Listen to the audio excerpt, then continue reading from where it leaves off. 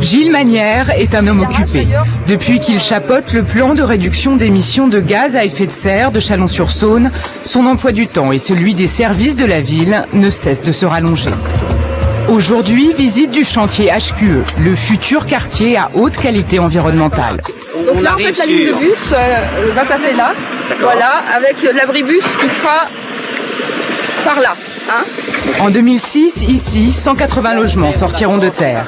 Un plan conçu en amont pour favoriser les piétons, les vélos et les transports en commun, avec l'idée de ramener les citoyens au cœur de la ville et donc de réduire la pollution des véhicules individuels. On a pu observer au dernier recensement que la population chalonnaise, pour 3 ou 4 000 d'entre eux, avait tendance à s'expatrier en première, deuxième, troisième couronne de la ville. Et y rentrer périodiquement, 3 ou 4 fois par jour, ou y sortir pour aller travailler tout bêtement, ou y revenir.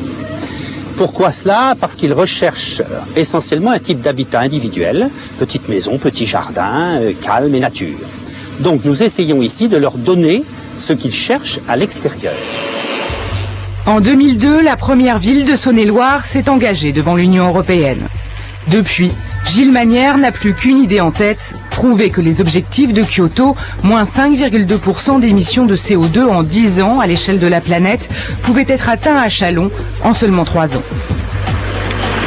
L'intérêt qu'on a vu dans ce programme, c'est de concrètement ramener la problématique au niveau du terrain, au ras des pâquerettes, au quotidien, et de tenter par une forme d'exemplarité du comportement de la ville sur son patrimoine, de tenter d'expliquer à nos concitoyens ce qu'ils peuvent faire individuellement pour contribuer à cette réduction d'émissions de CO2 et contribuer tout bêtement à la préservation de la planète. La mairie fait donc la chasse aux gaz à effet de serre. Plus de 3 tonnes de CO2 devraient ainsi être économisées en changeant ces vieilles ampoules de l'éclairage public par des sources au sodium haute pression. 1 tonne d'eux en changeant celle des feux de signalisation, encore quelques tonnes en remplaçant le parc automobile de la ville par des véhicules propres. Autant de pollution en moins. Le compte à rebours a également commencé pour Daniel Baird du service architecture de la ville. Dernier contrôle pour que cette chaudière au bois puisse entrer en action en novembre. L'originalité, alimenter près de 1000 logements avec cette énergie qui ne rejette pas de gaz à effet de serre.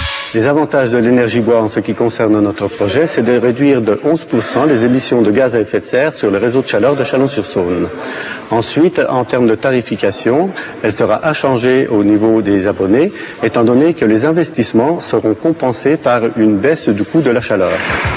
Dans sa traque au CO2, la mairie n'a pas oublié le tissu industriel aux portes de l'agglomération. Jean-Michel Blanc de la Maison de l'Environnement de la Ville est au chevet des entreprises, principalement les PME qui n'ont pas encore eu les moyens d'investir dans l'environnement.